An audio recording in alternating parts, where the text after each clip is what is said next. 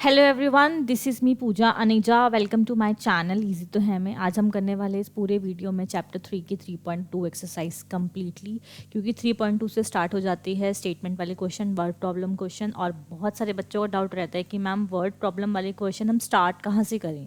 Question को solve करने के लिए जो कुछ स्टेप्स की नीड होती है वो कैसे स्टार्ट करें, ये उनको वर्ड प्रॉब्लम वाले क्वेश्चन में दिक्कत आती है। वर्ड प्रॉब्लम वाले जो क्वेश्चन है उनको सॉल्व करने के लिए भी एक टेक्निक होती है। तो आज हम उस टेक्निक के हिसाब से सीखेंगे कि कैसे आप वर्ड प्रॉब्लम वाले क्वेश्चन को बिना किसी हेजिटेशन के, लाइक कहाँ से स्टार्ट करूँ, कैसे शुरू करूँ, कर सकते हो और फुल मार्क्स स्कोर कर सकते हो। तो बिना किसी देरी के लेट्स गेट स्टार्टेड। तो ये स्क्रीन आपको दिख रहा होगा। 3.2 में आपको जो जो भी क्वेश्चन करने हैं और कैसे सॉल्व करने हैं उसको मैं स्टेप बाय स्टेप आपको जल्दी से सिखा देती हूँ। पहला क्वेश्चन जो आपका होगा वो है कि आपको सब्स्टिट्यूशन मेथड का यूज़ करके दो लीनियर इक्वेशन को सॉल्व करना है। तो जो पहला मेथड है वो है सब्स्टिट्यूशन। क्या है इस मेथड में, इसको देख लेते हैं एक बारी। x plus Y is equals to 6, एक लीनियर इक्वेशन ये है, मान लो आपको दी गई है, और दूसरी दी गई है x minus 3y is equals to 9। तो सब्स्टिट्यूशन कहते हैं कि किसी एक इक्वेशन से किसी भी वेरिएबल की वैल्यू निकाल लो और दूसरे में सब्स्टिट्यूट कर दो। जैसे आप यहाँ से x की वैल्यू निकाल सकते हो, क्या आई, 6 माइनस वाई, वाई उधर भेज दिया। आप चाहो तो y की भी निकाल सकते हो, वो आ जाएगी 6 माइनस एक्स। ये जो आपकी x की वैल्यू आई है, ये जो आपकी x की वैल्यू आई है, इसको सेकंड इक्वेशन में जाके पुट कर दो। सेकंड इक्वेशन में पुट करने पर जैसे ये हो गया 6 minus Y minus 3y is equals to 9। ठीक है, x की जगह पे आपने ये जो पुट किया वो है 6 माइनस वाई। अब ये हो जाएगा 6 minus Y minus 6 minus 4y, 6 minus 4y is equals to 9, minus 4y is equals to 6 minus 9 minus 6, उधर चला गया, तो आपका आ गया minus 4y is equals to minus 3। y की वैल्यू क्या आई, minus 3/4 which is equals to 3/4। ये जो y की वैल्यू आई है इसमें जाके पुट कर दो। x is equals to 6 minus 3/4, LCM ले लेंगे। बहुत सारे बच्चे पता नहीं 10th में भी ये गलतियाँ करते हैं कि वो ऐसे ही माइनस कर रहे होते हैं। 4, ये आपका एलसीएम आ गया 4, ये आपका हो गया 24 माइनस 3 विच इज़ 21 माइनस 4। ये दो वैल्यूज़ आ गई, x की वैल्यू 21/4 और y की वैल्यू 3/4। यही करना है सब्स्टिट्यूशन में कि एक वैल्यू निकालनी है x से या y से और दूसरे में इक्वेशन में जाके सब्स्टिट्यूट कर देनी है। ठीक है, तो बिना किसी देरी के हम स्टार्ट करने वाले हैं क्वेश्चन नंबर 1 के सारे parts. Solve the pair of linear equations by the substitution method, by the substitution method. Start करते हैं पहले क्वेश्चन से कि x plus Y equals to 14 और 4x माइनस वाई। जो भी पहली इक्वेशन है, जैसे कि x plus Y is equals to 14, पहले या दूसरी जो भी आप चाहो, ठीक है, x की या y की वैल्यू निकाल लो। x is equals to 14 minus Y हो जाएगा ये। अब ये जो वैल्यू आई है आपकी x की फॉर्म में, ये दूसरी इक्वेशन में जाके पुट कर दो। क्या है वो, which is x 4x minus Y is equals to 4। ठीक है, यहाँ पे आपकी जो x की वैल्यू आई थी उसे रखो, ब्रैकेट स्टार्ट करो क्योंकि इस बार x से पहले 4 जो है वो मल्टीप्लाई हो रहा है। 4 माइनस वाई, एक्स की जगह पुट कर दी, minus Y is equals to 4। ये हो जाएगा आपका 56 minus 4y minus Y is equals to 4। तो अगले स्टेप में आपका हो जाएगा ये माइनस 5y माइनस 4y और minus Y minus 5y is equals to 4। उधर जाके आपका हो जाएगा ये माइनस का 56। ठीक है, जो कि आया y minus 5y is equals to minus 52। y की जो वैल्यू आ गई वो आ गई माइनस 52 अपॉन माइनस 5। ठीक है, y जो आया आपका वो आ गया 52/y। आप चाहो तो उसको काट के भी लिख सकते हो, पॉइंट में भी ला सकते हो। ठीक है, स्टेप समझ आया। x की वैल्यू निकाली 14 माइनस वाई, एक्स की जगह पे जाके पुट कर दी। 40 यहाँ पे 4x की जगह पे जाके पुट कर दी, तो वो हो जाएगा आपका ये हो जाएगा माइनस 5y, ये हो जाएगा 56 इज इक्वल्स टू में 4 था, माइनस हो गया 52 बचा, y की वैल्यू आ गई 52/5। 5। अब ये y की वैल्यू जाके यहाँ पे जहाँ से आपने निकाली थी पुट कर दो। x is equals to 14 minus 52/5। तो x की वैल्यू क्या आ जाएगी, यहाँ से एलसीएम लेके 5, ये आपका हो गया 70 माइनस 52, कितना बचा 8, और 6 में से 5 गए 18/5। ये दो वैल्यूज़ आ गई आपकी। आप चाहो तो उसे पॉइंट में भी लिख सकते हो, आप चाहो तो उसे फ्रैक्शन में भी छोड़ सकते हो। ये था आपका क्वेश्चन नंबर फर्स्ट। अब हम करेंगे क्वेश्चन नंबर सेकेंड पार्ट में जो पहली इक्वेशन है s minus T is equals to 3, तो लिख लेते हैं s minus T is equals to 3। तो यहाँ से s की वैल्यू निकाल लेते हैं। s is equals to 3 plus T, s is equals to 3 plus T. इसको अब हम जाके सेकेंड इक्वेशन में पुट कर देंगे, जहाँ पर भी s होगा। तो पहले ऊपर ही s है तो हो जाएगा 3 plus T upon 3 plus T by 2 is equals to 6। LCM क्या आ गया 6, 3 2 ज़ा 6, तो ये हो जाएगा ट्वाइस ऑफ 3 प्लस टी, कि दोनों के साथ मल्टीप्लाई होने वाली है वो चीज़, और प्लस 2 3 ज़ा 6, तो ये हो जाएगा 3t इज इक्वल्स टू 6। अब ये 6 उधर जाके अगले इससे मल्टीप्लाई हो जाएगा, तो ये हो जाएगा, इसको 2 से भी मल्टीप्लाई करने की स्टार्ट कर रही हूँ मैं। ये हो जाएगा 2 3 ज़ा 6 plus 2t is equal plus 3t is equals to 36। बस क्वेश्चन हो गया। 2 3 प्लस 3t 5t, और 36 माइनस 6 कितना होता है 30, तो 5t equals to 30, 5t equals to 30, तो t की वैल्यू आ गई आपकी 30/5 which is t is equals to आपका आ गया 6। अब जो t की वैल्यू 6 आई है उसे यहाँ पे जाके पुट कर दो, तो ये हो जाएगा s is equals to 3 plus 6, कितना हो गया s इज इक्वल्स टू 9। ये आपका हो गया सेकेंड पार्ट। अब हम करते हैं third. 3x minus Y equals to 3, 9x minus 3y equals to 9। कोई भी पहली इक्वेशन में से किसी की भी वैल्यू आप निकाल सकते हो, मैं बार बार बोल रही हूँ ये बात। तो 3x is equals to Y plus 3, ठीक है। x is equals to, x के पास होना कुछ भी नहीं चाहिए, y प्लस 3 अपॉन 3, ओके। अब हम इसको पुट कर देंगे, x की जो भी वैल्यू आई है दूसरी इक्वेशन में x की जगह ही पुट कर देंगे, तो ये हो जाएगा 9x minus 3y equals to 9 which is 9 of y plus 3 whole upon 9 minus 3y is equals to 9। यहाँ पे 9 नहीं है, यहाँ पे 3 है, मैंने 9 लिख दिया है। 3 1 ज़ा 3, 3 3 ज़ा 9। अब 3 को मल्टीप्लाई कर दो इससे, 3y प्लस 3 3 ज़ा 9 minus 3y is equals to 9, ठीक है। ये 3y और 3y से 3y कैंसिल हो गया, और 9 से 9 कैंसिल हो गया, ये ख़त्म ही हो गया, नो सॉल्यूशन है, इसका कोई आंसर नहीं है। अगर आप इसको a1/a2 b1/b2 से भी सॉल्व करना शुरू करोगे ना, तो ये पैरेलल लाइंस होंगी, इसलिए इसके सॉल्यूशन नहीं आ रहे। तो जब यहीं ख़त्म हो गया क्वेश्चन, तो इसको आगे सॉल्व करने की ज़रूरत ही नहीं है, ठीक है। अब करते हैं इसका फोर्थ पार्ट, जो भी है 0.2 प्लस 0.3y 1.3। देखो पॉइंट सब में है, पॉइंट तीनों तरफ है, तो क्वेश्चन को आसान बनाएंगे। पहले 2/10x करेंगे, इसको 3/10y करेंगे, इज इक्वल्स टू 13/10 करेंगे। ये जो 10 है ये सामने वाले 10 से कट जाएगा, वो ऐसे ऐसे ऐसे काटने का रीज़न मैं आपको बता देती हूँ। 1/10 आप जब इसमें से कॉमन लोगे ये ऐसे कुछ हो जाएगा। देखो 2x plus 3y upon 10 LCM ले लिया, इज इक्वल्स टू 13/10, ओके। अब ये से कैंसिल आउट हो गया, तो जो हमारी इक्वेशन आई वो आई 2x plus 3y is equals to 13। ऐसे ही दूसरी इक्वेशन क्या बनेगी, 4x plus 5y is equals to 23। अब हम इन्हें सब्स्टिट्यूशन मेथड से सॉल्व कर लेंगे यहाँ साइड में। तो ये हो जाएगा आपका, आप किसी भी एक इक्वेशन में किसी भी एक वेरिएबल में निकालो, जैसे मैं x में निकाल रही हूँ, 2x is equals to 13 minus 3y हो जाएगा। ये वाली इक्वेशन यहाँ लिख दी, तो ये हो जाएगा x is equals to 13 minus 3y upon 2।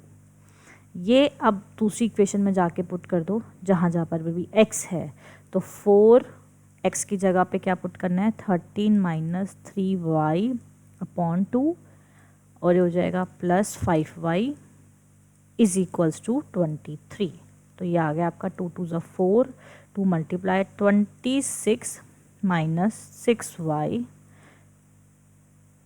Plus 5y is equals to 23 minus 6y और प्लस 5y कितना होता है -y और 23 उधर जाके 26 हो जाएगा, 26 माइनस 26 वो हो जाएगा -3, y की वैल्यू आ गई 3। इस y की वैल्यू को आप यहाँ ले जाके पुट कर दोगे तो आपका x का आंसर भी आ जाएगा। ये फर्स्ट है जिसमें आप लेकर आते हो सारा क्वेश्चन, यहाँ पे ले जाके पुट कर दो 13 x इज इक्वल टू जो आपका यहाँ लिख देती हूँ,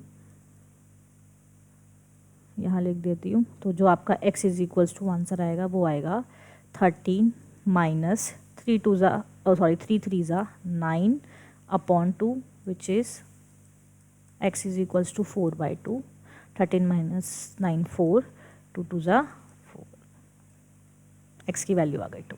ठीक है, तो फिफ्थ पार्ट क्या है देखते हैं। √2x plus √3y is equals to 0। यहाँ से मैं x की वैल्यू अगर निकालूँ तो x इज इक्वल्स टू हो जाएगा -√3y, ये पहले उधर जाएगा और इसके नीचे आ जाएगा अपॉन √2।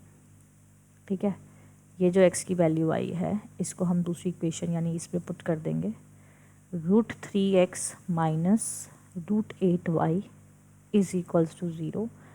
तो ये आपका हो जाएगा √3 bracket start minus √3y upon √2 minus √8y is equals to 0 which is √3 into √3 minus का 3 y upon √2 minus √8y is equals to 0। LCM भी लो अगर आप, √2 आएगा तो हो जाएगा -3y माइनस 2 8 ज़ा 16, और 16 का जो रूट होता है जैसे ये 1 √2 से डिवाइड हो गया, √2 √8 से मल्टीप्लाई होगा तो ये हो जाएगा -√16, और √16 जो होता है वो ऑटोमेटिकली 4 होता है, तो 4y इज इक्वल्स टू 0। ये अगले स्टेप में जो जाएगा ये उधर चला जाएगा। क्या आया, ये आया माइनस का √3y -3y minus 4y which is -7y is equals to √2 उधर जाके 0, और आपकी y की वैल्यू क्या आ गई -0 अपॉन -7, अगेन इट इज़ 0। अब ये y की वैल्यू अगर आप यहाँ पे पुट करते हो 0 तो आपका सब कुछ खत्म, x भी 0 आ गया। यही इसका सॉल्यूशन था। ठीक है, 6 पार्ट। और ये जो आप इक्वेशन देख रहे हो ये अभी एक फ्रैक्शन की फॉर्म में लिखी हुई है, पहले हम इसे सिंप्लीफाई करके एक सेम प्लेन लाइन में ले आते हैं, लाइक ax अपॉन by की फॉर्म में लाएंगे तो सब्स्टिट्यूशन में आपको बहुत ज़्यादा आसानी हो जाएगी। जैसे इसको मैं लिखूँगी 3x upon 2 minus 5y upon 3 is equals to -2। तो अगर आप इसका एलसीएम लोगे तो ये हो जाएगी 6 9x माइनस 3 2 ज़ा 6 10y is equals to -2 which is 9x minus 10y is equals to -12।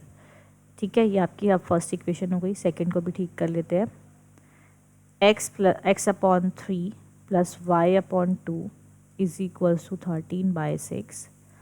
ये हो जाएगा आपका एलसीएम लोगे तो 6 2x 3y 13/6, ये 6 से 6 आपका कैंसिल हो जाएगा, तो ये आपकी दूसरी इक्वेशन आ गई 2x plus 3y is equals to 13।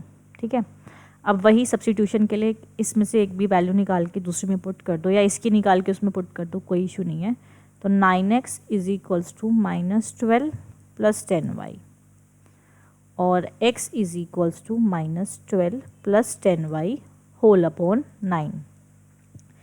ये जो x की वैल्यू आई आप इसे दूसरी इक्वेशन में जाके पुट कर दो इसमें, तो ये हो जाएगा twice of -12 plus 10y whole upon 9 plus 3y equal to 13। ये से कैंसिल आउट नहीं हो रहा। प्लीज़ इसको डायरेक्ट उधर मत भेज देना, ये ऐसे गलत हो जाता है। आप कुछ बच्चे क्या करते हैं 9 को बिना एलसीएम के भेज देते हैं, आप ऐसा नहीं कर सकते। इसके पास अभी 3y है तो पहले अंदर मल्टीप्लाई कर दूँ। अगर ये से नहीं कट हो रहा तो -24 + 20y अपॉन 9 + 3y = 13। अब इसके नीचे एलसीएम ले लो, ये हो जाएगा 9 - 24 + 20y + 27y = 13। अब भेज दो आप उसको इधर, तो ये हो जाएगा -24, ये जो ऊपर वाले सॉल्व हो जाएंगे, ये -24 + 47y = 13 × 9 विच इज़ 13 × 9 ना, विच इज़ 11710। ठीक है, -3 × 6 = 18y whole upon 7 plus 5y = 1750। 47y = 117 plus 24, 47y = 1 हो जाएगा, ये 2 और 3 और 1 4, और ये हो जाएगा आपका 1। ठीक है, तो y जो आया वो आया आपका 141/47। अब बच्चे पता क्या करते हैं, यहाँ पे बच्चे सोचते हैं कि ओहो 47 का टेबल तो आता नहीं है, बट फिर भी समटाइम्स ऐसा है कि नहीं कटेंगे, बट समटाइम्स है कट जाएंगे। तो कैसे फटाफट से चेक करना है, देखो 7 की टेबल में सबसे पहले 1 कब आता है पीछे, 7 3 21 पे होता है ना। तो अगर आप 47 को यहाँ पे 3 से मल्टीप्लाई करो, पहले करके देख लो, 3 7 21, 4 3 12 और 2 14 आ गया ना 41। ऐसे फटाफट हम चेक कर सकते हैं कि कट रहा है, नहीं तो आप y की वैल्यू इतनी लंबी जाके पुट करोगे, गलत भी ला सकते हो आंसर। तो ये 47 3 कितना होता है 141। अब जो ये आपकी वैल्यू आई है y की, आप इसको इस इक्वेशन में पुट कर दो। यहाँ पे कितनी आई 3, तो आपका जो x आया वो क्या आ गया -12 + 10 और 3 कितना होता है 30/9 विच इज़ कितना हो गया, ये 10 जाएगा, ये आपका हो गया 18, सीधा सीधा 18/9 2। x की वैल्यू आ गई आपकी 2। ठीक है, अब हम कर रहे हैं इसके question second. Solve this and this and hence find the value of m for which the equation which y = mx + c की फॉर्म में लिखी हुई है ये लाइन। इसमें क्या करना है, इन दोनों को सॉल्व करना है। किसकी वैल्यू आएगी, x और y की वैल्यू आएगी, उसे यहाँ पर पुट कर देना है और डायरेक्ट m की वैल्यू निकल के आएगी। ठीक है, सब्स्टिट्यूशन से ही कर लेते हैं क्योंकि अब हमने सब्स्टिट्यूशन सीखा है।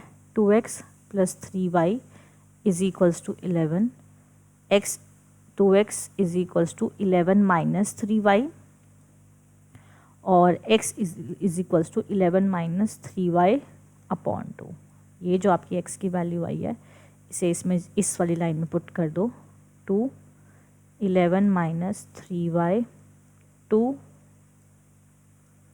- 4y = -24। 2 से 2 कैंसिल, 11 - 3y - 4y = -24। तो ये हो जाएगा -7y = -24 और ये उधर जाके -11। ठीक है, -7y ये हो जाएगा आपका -35। ये कैंसिल आउट, y की वैल्यू 5 आई, यहीं से 7 5 35, यहाँ पे पुट कर दो। x = यहाँ पे जो आपका आया था 5 5 3 15, 11 - 15/2 क्या हो गया आपका x = -4/2 विच इज़ -2। ठीक है, अब ये जो वैल्यू आई है उसे यहाँ x और y की जो वैल्यू है उसमें यहाँ पुट कर दो। y कितना आया था 5, यहाँ पुट कर रहे हैं, y आया था 5 = m हमें चाहिए, x की वैल्यू आ गई मेरी -2 + 3। ठीक है, y 5 = -2m + 3। 5 आपका हो जाएगा ये 5 - 3 = -2m हो जाएगा। तो ये हो जाएगा आपका 2 = -2m, 2/-2m -1। m की वैल्यू कितनी आ गई आपकी -1। बस यही क्वेश्चन था। चल रहे हैं अब हम वर्ड प्रॉब्लम वाले क्वेश्चन पे। तो बच्चों को बहुत डाउट आता है कैसे सॉल्व करें, प्लीज़ ध्यान से सुनना, बहुत ज़रूरी है कि अगर आपने वर्ड प्रॉब्लम वाले क्वेश्चन को समझा नहीं स्टार्ट कैसे करेंगे तो आप इसे बोर्ड में सॉल्व नहीं कर पाएंगे। आपको जो स्टेप फॉलो करने हैं वो पहला स्टेप है कि आपको हमेशा क्वेश्चन की लास्ट लाइन पढ़नी है। क्या बोल रहा है वो, फाइंड देम। क्या अब ये नहीं पता फाइंड देम, अब वापस आ जाओ। The difference between two numbers this, one number is 3 times this, the other find them. यानी पक्का नंबर्स की बात कर रहा होगा ना, क्योंकि यहाँ पे उसने बोला डिफरेंस बिटवीन टू नंबर्स। तो जब भी बोले फाइंड देम और कितनी चीज़ों की बात हो रही है वो पढ़ लो, बस 2। तो आपका पहला काम है नंबर लेट कर लेना। जो भी उसने फाइंड करने के लिए बोला वो हमें लेट करना पड़ेगा। तो आपने जैसे मान लो फर्स्ट नंबर जो है वो आपने लेट कर लिया x, एंड जो आपने सेकेंड नंबर लेट कर लिया वो हो गया आपका y। अब पढ़ते हैं क्या बोलेगा ये। अकॉर्डिंग टू क्वेश्चन हमें लिखना है जैसे जैसे वो बोल रहा है। क्या difference between two number is 26। पहले दो नंबर्स के बीच का डिफरेंस जैसे जैसे बोलता लिख लो भाई, हो गया 26। ठीक है, दो नंबर के बीच का डिफरेंस 26 है। One number is 3 times the other, ये तो पहली इक्वेशन हो गई। अब दूसरी, जो जब हम भी जिस केस में भी हमें कंपैरिजन करना पड़ता है ना, कंपैरिजन, उसमें आप कंपैरिजन करने के लिए दोनों को बराबर में रखोगे। जिस जिस केस में भी कंपैरिजन की वैल्यू आएगी, one number is 3 times the other, पहला नंबर दूसरे नंबर से 3 टाइम्स है। देखो जिसके 3 टाइम्स होगा वहां लगाओ, जो 3 टाइम्स है वो वहां मत लगाओ। तो x is equal to 3y बन गई दूसरी इक्वेशन ऑटोमेटिकली। देखो ये सब्स्टिट्यूशन में है, यहाँ पे x की वैल्यू 3y है, यहाँ पे अब इसे सॉल्व करना है, यहाँ पे रख दो x की जगह 3y माइनस y, 26 हो गया। कितना आया 2y, 26 y is equals to 13, y 13। तो यहाँ पे x की वैल्यू कितनी आ गई 39, 13 3 39। तो वो दो नंबर क्या थे 39 और 33। आप इसे चेक भी कर सकते हो कि पहला 39 में से 13 जाएंगे तो 26 बच रहा है, और 13 का 3 टाइम्स है। हम बिल्कुल ठीक क्वेश्चन कर रहे हैं। इसमें ये प्लस पॉइंट है कि हम चेक भी कर सकते हैं कि जो हमने क्वेश्चन किया वो ठीक है या नहीं। Okay, next question. The larger of two supplementary angle exceeds the smaller by 18 degree, find them. Find them क्या, एंगल। तो सप्लीमेंट्री एंगल के बारे में आपको पता होना चाहिए। लेट फर्स्ट एंगल जो भी आप लोगे, दो ही एंगल की बात हो रही है, एंगल्स। लेट फर्स्ट एंगल जो है वो मेरा क्या है x ले लो, और लेट सेकेंड एंगल जो है वो मेरा y ले लो। The large according to question the larger of two supplementary angles exceed the smaller by 18 degree. अच्छा, अब इसमें आपको ये बताना लेट फर्स्ट एंगल नहीं, लेट लार्जर एंगल, क्योंकि स्मॉलर और लार्जर की बात हो रही है। तो लेट फर्स्ट नहीं, लार्जर, लार्जर लिखना है पहले, और फिर जो ये हो जाएगा ये आपका स्मॉलर हो जाएगा। ठीक है, तो उसने बोला है कि जो कंपैरिजन आ गया, फिर वही बात आ गई कि कंपेयर कर रहे हैं, ज़्यादा कम 3 टाइम्स। कंपैरिजन में हमेशा पहले इज इक्वल्स टू में दोनों चीज़ें रख दो, फिर पढ़ो क्या बोलता है कि जो लार्जर एंगल है, टू सप्लीमेंट्री एंगल्स की बात हो रही है, जो लार्जर एंगल है वो स्मॉलर एंगल से 18 ज़्यादा है। तो लार्जर कौन है x, स्मॉलर कौन है y। कौन किससे 18 ज़्यादा है, लार्जर किससे, भाई जिससे है उसमें ऐड करो, नहीं तो इक्वेशन इक्वल नहीं हो पाएगी। जो ऑलरेडी बड़ा उसमें नहीं, या फिर आप उसमें से -18 कर दो या आप इसमें +18 कर दो, एक ही बात है। तो ये फर्स्ट इक्वेशन बन गई। अब सेकंड इक्वेशन के लिए दी नहीं हुई, कुछ क्या बनाए, तो ध्यान से देखो यहाँ पे हमें हिडन इक्वेशन दी हुई है, वो हमें ढूंढनी पड़ेगी कि larger of two supplementary angles, ये जो दो एंगल्स है इससे एक इक्वेशन जो बन सकती है वो ये कि हमेशा सप्लीमेंट्री एंगल्स का सम 180 डिग्री होता है। ये आपकी दूसरी इक्वेशन बन गई। देखो पहली इक्वेशन सब्स्टिट्यूशन में ऑटोमेटिकली है, x की फॉर्म में सारा है, x की जगह पे पुट कर दो यहाँ direct, y + 18 + y is equals to 180।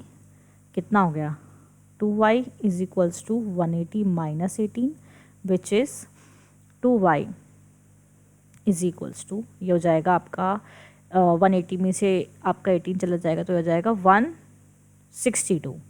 ठीक है, y इज इक्वल्स टू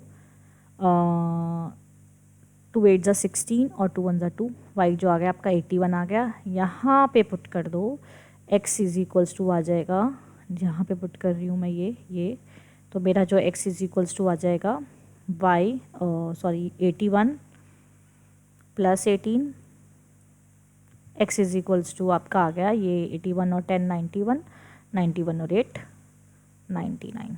देख लो ये दो वैल्यूज़ आई। इन दोनों को प्लस करके देखोगे 99 और 81 को, 1 इसको दे दिया 100, 180 भी आ रहा है और ये से 18 भी ज़्यादा है। यही दो आंसर्स हमारे होंगे और साथ साथ हम क्वेश्चन भी चेक कर सकते हैं। ठीक है, move to next. The coach of a cricket team by इतना इतना, हमें क्या करना है, पहले last line, find the cost of each bat and each ball. जो हमें फाइंड करना है उससे पढ़ के क्वेश्चन लेट कर लो पहले। तो कॉस्ट ऑफ ईच बॉल, पहले क्या है bat, x rupees, cost of each ball y rupees. अब पढ़ो अकॉर्डिंग टू क्वेश्चन। अब हम लिखेंगे जो वो बोल रहा है कि the coach of cricket team ने क्या किया, 7 बैट्स खरीदे, 6 बॉल टुगेदर और 3800 रुपीज़ में खरीदे। अगर एक की वैल्यू x है तो 7 की कितनी होगी, 7x होगी। और क्या खरीदा 6 बॉल खरीदे, एक की वैल्यू y है तो 6 की 6y होगी और टोटल उसने इसके लिए दिए 3800 रुपीज़। बहुत ही आसान है ये इक्वेशन 1। बाद में उसने 3 बैट तो ऐसे खरीदे होंगे, ठीक है, 5 बॉल खरीद ली, कितना आ गया 1750 रुपीज़ उसने दिए। हमें क्या करना है, सब्स्टिट्यूशन से सॉल्व करके बताना है कि find the cost of each bat और ईच बॉल। पहली जो इक्वेशन है उससे हम क्या निकाल लेंगे, 7x is equals to 3800 minus 6y और x की वैल्यू आ जाएगी 3800 माइनस 6y और अपॉन 7। तो ये जो हमारी है ये हमारी x की वैल्यू है। सब्स्टिट्यूट कर दो इसको इस इक्वेशन में, 3800 स्टेप बाय स्टेप बिल्कुल, minus 6y whole upon 7 plus 5y is equals to 1750। Please 7 ये था। अब हम 7 डायरेक्ट उधर मत भेजना प्लीज़, पहले उसका एलसीएम लो। 11400 minus 18y plus 7 5 35y whole upon 7। अब हम किसी भी चीज़ को उधर शिफ्ट कर सकते हैं। 114, ये मैं इतनी छोटी छोटी बातें इसलिए बता रही हूँ क्योंकि मेरे पास जो ऑफलाइन बच्चे पढ़ते हैं स्टिल वो अभी भी ऐसी गलतियाँ करते हैं, 7 उधर भेज देते हैं विदाउट एलसीएम। तो ये हो जाएगा आपका प्लस का 17y is equals to 1750 into 7, ठीक है। ये हो जाएगा 11400 plus 17y is equals to 0, 7 5 35, 3 carry over, 7 7 49 और 3 52, 1 5 कैरी, 7 1 7 और ये 5 कैरी, ठीक है। आपका आ गया 12250। तो ये हो जाएगा 70y is equals to 12250 minus 11400। तो आपका जो आया वो आया y is equals to 17y is equals to 850, ठीक है। तो ये हो जाएगा आपका y is equals to 850 upon 17। तो ये आपकी y की वैल्यू आ गई 17, 5 जो होता है वो 85 होता है, 50 आ गई। इस y की वैल्यू को आप क्या था y जो था मेरा वो बॉल की वैल्यू थी, तो एक बॉल 50 रुपये की है। यहाँ पे y की x की वैल्यू में यहाँ पर अगर हम पुट कर दें x की जगह 50, y की जगह 50, तो हमारी x की वैल्यू आ जाएगी, इधर लिख देती हूँ, x is equals to 3800 minus 6 into 50 आपका हो जाएगा 300 अपॉन 7। x की वैल्यू जो आपकी आ गई वो आई 3500 अपॉन 7 विच इज़ 7 5 35, 50। यानी कि एक बॉल और एक बैट दोनों ही जो हैं वो आपके 50 रुपये के हैं, ठीक है।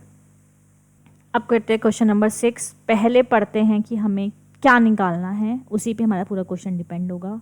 How much does a person to pay, नहीं। What are the fix charge and the charge per kilometre. हर क्वेश्चन में दो चीज़ें ज़रूर निकालनी होंगी, क्योंकि linear equation in two variable आप पढ़ रहे हो, तो दो चीज़ें मिल जाएं जैसे मुझे कि मुझे क्या निकालना है, उससे लेट कर लो, फिर अपने आप क्वेश्चन होता चला जाएगा। जैसे पहले हमें लेट करना है फिक्स चार्ज, तो जो हमारे जो है मान लो फिक्स चार्ज है, फिक्स चार्ज वो हमारे हैं x किलोमीटर, ओहो x रुपीज़, किलोमीटर नहीं। और जो हमारे हैं charge per kilometre, charge per kilometre, वो हमारे हैं y रुपीज़। बस अकॉर्डिंग टू क्वेश्चन पे आ जाओ, क्या कह रहा है वो, अब पढ़ते हैं। Taxi charge in a city consist of fixed charge together with the charge for distance covered.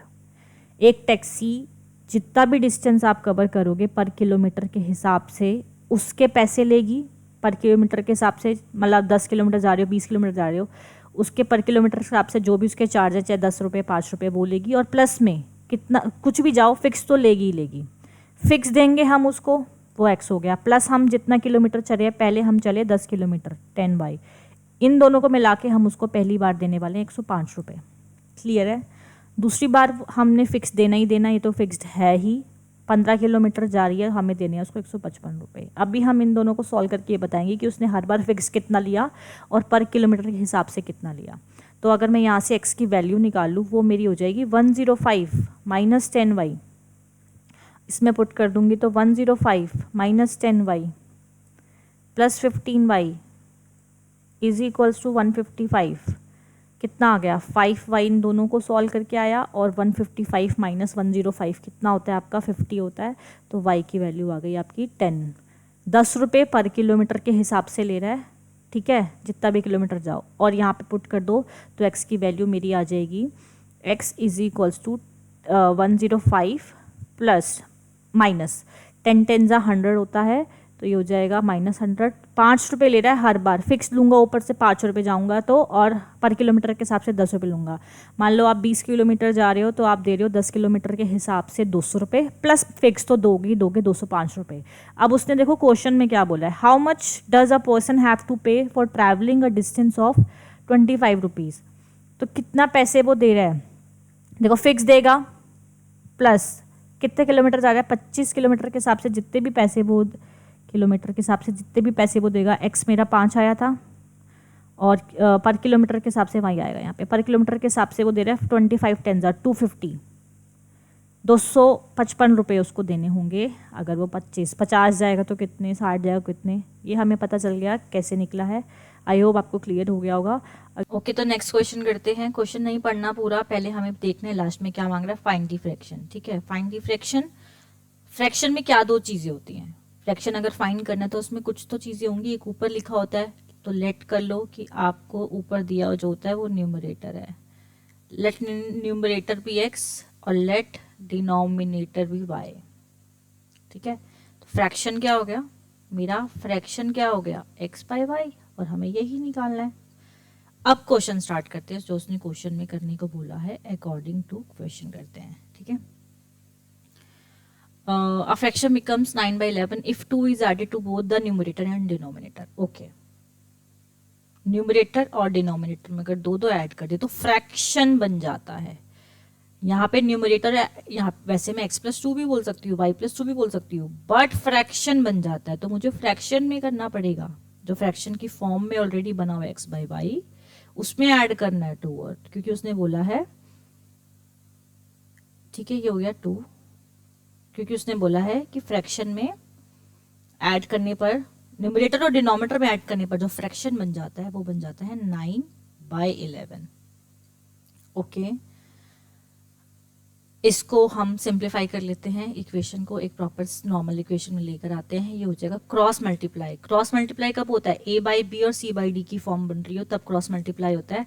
अगर इसके साथ +3 +4 या इधर कुछ है तब क्रॉस मल्टीप्लाई नहीं होगा। पहले क्रॉस मल्टीप्लाई के लिए a/b और c/d की फॉर्म बनानी पड़ेगी।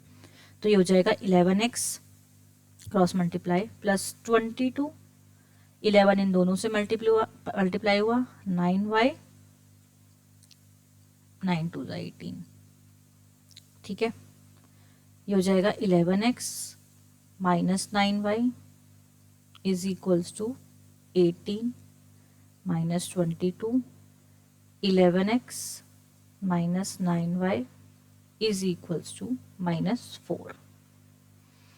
दूसरी इक्वेशन बनाते हैं, ये फर्स्ट थी, एक्चुअली ये फर्स्ट हो गई सिंप्लीफाई करके। दूसरी इक्वेशन बनाते हैं, अगर if 3 is added to both the numerator and denominator it becomes 5/6। अगर हम न्यूमरेटर और डिनोमिनेटर में अब की बार 3 ऐड कर देते हैं तो हमारा जो फ्रैक्शन है वो बन जाएगा 5/6। फिर से cross multiply, 6x 18y 5y plus 15, 6x minus 5y, sorry हाँ 5y प्लस 5 3 15, 6x 18y नहीं हुआ यहाँ पे, मैं कह रही कुछ तो गड़बड़ हो गई। 6 3 18 not y, 6x minus 5y is equals to 15 minus 18 कितना होता है 6x minus 5y is equals to -3। इन दो इक्वेशन को अब सॉल्व कर लेते हैं। अब सब्स्टिट्यूशन लगाते हैं, 11x is equals to -4 plus 9y, x is equals to -4 plus 9y upon 11। ये जो वैल्यू आई है इसे मैं पुट कर दूंगी इसमें 2 में, कहाँ पे x की जगह, -4 plus 9y whole upon 11 -5y -3, नहीं कटोरा मल्टीप्लाई करो, -24 plus 54y upon 11 -5y upon 1 equal to -3। नहीं भेजना 11 उधर, एलसीएम लेना है 11, ये हो जाएगा -24 plus 54y minus 55y is equals to -3। अब भेज दो तो ये हो जाएगा -24 प्लस माइनस y 54y और -55y minus y is equals to हो जाएगा -33, 11 3 33 minus y is equals to -33 plus 24। तो जो आपकी ये जो वैल्यू आई यहाँ लिख देती हूँ, -y इज इक्वल्स टू -9, तो y की वैल्यू 9 आ गई। अब जो 9 आई से यहाँ पुट कर दो, x की वैल्यू आ जाएगी, x इज इक्वल्स टू -4 9 9 ज़ा 81 अपॉन 11, x की वैल्यू आ गई आपकी 77 है ना, अपॉन 11, तो ये जो आपकी x की वैल्यू आई वो आई 7। ये यानी जो अब उसने बोला था कि फाइंड दी फ्रैक्शन, तो फ्रैक्शन मेरा क्या हुआ फाइनली, फ्रैक्शन मैं आपको यहीं लिख देती हूँ जहाँ हमने फ्रैक्शन लेट किया था। फ्रैक्शन मेरा हुआ यहाँ पे x वेल मेरा 7 आया और y मेरा 9, तो मेरा फ्रैक्शन हो गया 7/9। ठीक है, next question, 5 years hence the age of Jacob will be 3 times that of his son। ये क्वेश्चन बच्चों को बड़े मुश्किल लगते हैं, आई डोंट नो, पता नहीं क्यों नहीं, बट ओके क्या फाइंड करना है, प्लीज इसे पढ़ो, last line, find what are their present age. अब देयर के लिए यानी दो लोग हो गए यहाँ पे, और मुझे वो 2 लोग ढूंढने हैं जिनकी मुझे प्रेजेंट एज फाइंड करनी है। जैकब है यहाँ पे, 2 चीजों की बात हो रही है, जैकब और उसका son. Okay, let the age of Jacob is equals to x, let the age of son y, ये इनकी प्रेजेंट एज है, let the age of let the present age लिख दो यहाँ पे, क्योंकि हमें प्रेजेंट निकालनी है, सेम हियर, ठीक है। Let the present age of the Jacob और सन की वाई। हाँ जी, मैंने क्या कहा था, 5 years एंड से विल बी 3, कंपेरिजन हो रहा है, ये इससे इतना, ये कंपैरिजन की स्टेटमेंट होती है कि ये से 3 गुना ज़्यादा है, 3 कम है, 5 ज़्यादा है, 6 कम है, 5 टाइम्स है। कंपैरिजन की केस में पहले दोनों को बराबर रखना है, हमेशा रख दो बराबर पहले। अब पढ़ो, Jacob will be 3 times of his son 5 years hence, मतलब 5 साल बाद, 5 साल बाद एक्स और वाई क्या है, एक्स और वाई क्या है, प्रेजेंट एज है, 5 साल बाद की बतानी है, ओके, दोनों में 5 ऐड होगा, 5 साल ये भी बढ़ेगा और 5 साल ये भी बढ़ेगा, क्लियर। 5 साल बाद जैकब की जो एज है, जैकब कौन है, ये अपने बेटे के 3 times हो जाएगा, जिसके 3 times होगा वहां 3 लगाना है, जैकब में ही मत लगा देना, ऑलरेडी वो उससे 3 गुना ज्यादा है, बराबर करने के लिए इसके पास लगाना है, या तो इसके नीचे डिवाइड में लगाओ या फिर इसकी मल्टीप्लाई में लगाओ। सिंप्लीफाई कर लें, x plus 5 is equals to 3y plus 15, यानी x minus 3y is equals to 10। ये मेरी इक्वेशन नंबर 1 हो गई। चलो नेक्स्ट पढ़ो अब। 5 years ago Jacob age was 7 times that of his son। 5 साल बाद एक और कंपैरिजन कर रहे हैं, चलो हम कंपैरिजन के लिए डाल दो, 5 साल बाद माइनस, मतलब पहले माइनस कर दो, जैकब क्या हो जाएगा, 7 times हो जाएगा, जैकब किसके होगा 7 times, जो होगा उस पर तो कभी मत लगाओ, 7 times किसके हो जाएगा, जैकब सन के। सिंप्लीफाई कर लो, x minus 5 is equals to 7y minus 35, x minus 7y is equals to minus 35 और प्लस 5 कितना हो जाएगा, माइनस 30। सेकेंड इक्वेशन, इनको हम सॉल्व कर लेते हैं, ठीक है। अब क्या करना है, हमें सब्स्टिट्यूशन लगाना है, तो x is equals to 10 plus 3y, और ये जो वैल्यू है x की 1 की, इसे पुट कर दो इक्वेशन 2 में, यहाँ पे x माइनस, x की जगह पुट करनी है 10 plus 3y minus 7y is equals to minus 30, 10 plus actually minus 4y is equals to minus 30, कितना हो गया, minus 4y is equals to minus 30 minus 10 minus 4y is equals to minus 40, cancel, minus y की value आ गई 10, 4 10 40, y 10, तो x is equals to 10 plus 3 into 10 कितना हो गया 30, तो x जो आया 40, फादर 40 और सन 10, कैसे चेक करें कि सही आई है, उन्होंने बोला था कि 5 साल बाद पापा बेटे के 3 times होंगे, 5 साल बाद ये 45 है पापा, और 5 साल बाद जो बेटा होगा वो होगा 15 का, 10 प्लस 5 15, 15 3 जा 45 ही होता है, बिल्कुल ठीक। बच्चा जो है, पापा जो है, अपने बच्चे से 5 साल बाद 3 गुना हो जाएंगे, ये आंसर चेक करने का एक तरीका है, हमने बिल्कुल ठीक करा है, ठीक है।